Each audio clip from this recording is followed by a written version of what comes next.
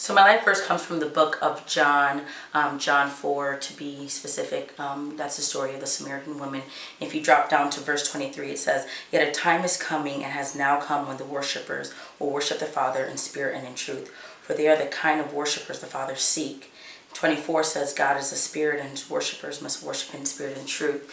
And that is my life scripture, because I feel though as worshipers, there's times where we can get a little immune or in the routine of just worshiping on a Sunday or worshiping on a midweek, and we lose the spirit of excellence. We lose the spirit as to why we do that.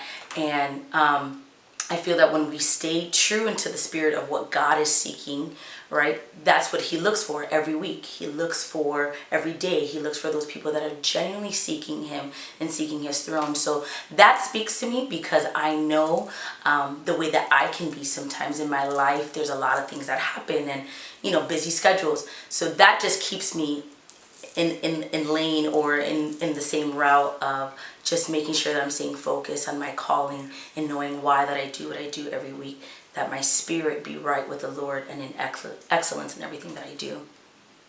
Definitely do it. If you are a woman who loves to worship, who loves to be in ministry, I definitely encourage any woman that desires to do that.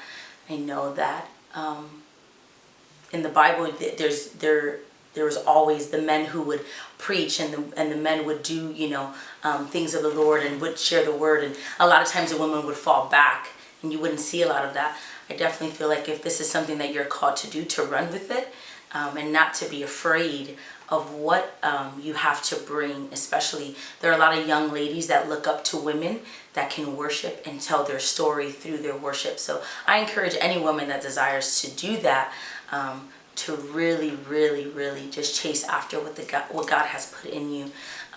Because it says that the rocks will outpraise you. Amen. If you do not fall in line with the calling that is on your life. So you never want that to be your story or your testimony. So I say just pursue what God has placed in your heart.